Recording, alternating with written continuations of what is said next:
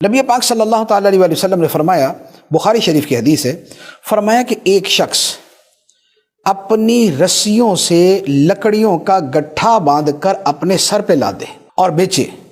فرمایا کہ اس طرح وہ اپنے چہرے کو بھیک کی ذلت سے بچا لے۔ فرمایا کہ یہ اس سے بہتر ہے کہ لوگوں سے بھیک مانگتا پھرے اور کوئی اس کو دے اور کوئی اس کو نہ دے۔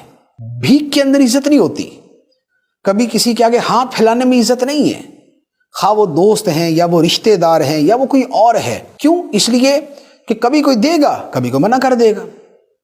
نہیں جی آج کل تو ہمارے حالات ہی تنگ ہے، مہنگائی بہت ہوگی ہے، فلاں شے مہنگی، فلاں شے مہنگی ہے، تو ہو سکتا ہے منع کر دیا جائے۔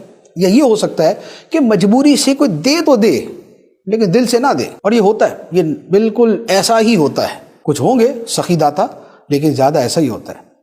بلکہ کہتے ہیں کہ وہ کسی سے دشمنی کرنی ہو نا تو اسے قرض لے لو، یا کسی سے تعلقات خراب کرنے ہو تو اس سے قرض لے لو۔ قرض کی بات کر رہا ہوں، بھیک کی بات نہیں کر رہا۔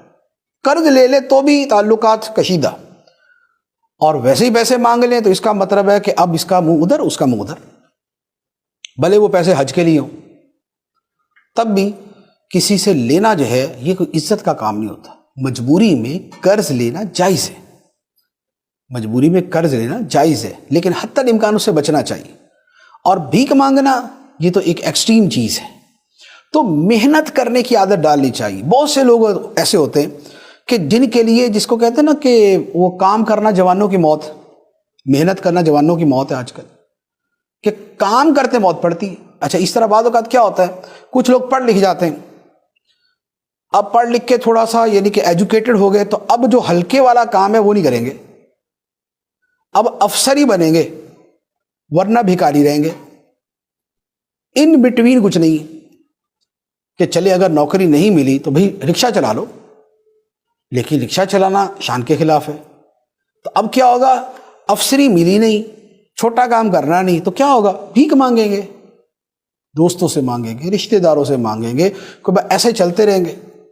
اور زیادہ داؤ چلے گا تو وہی داماد صاحب سسر سے مانگ لیں گے، اور بہنوئی صاحب سالے صاحب سے مانگ لیں گے، یہ ہو جائے گا۔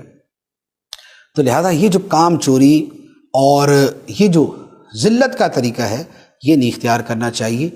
محنت کرنے میں دلچسپی ہونی چاہیے، خواہ وہ تجارت کی صورت میں ہو یا وہ ملازمت کی صورت میں ہو یا وہ کوئی ہاتھ سے کمائی کرنے کی صورت میں ہو، لیکن محنت کرنے کے اندر اپنے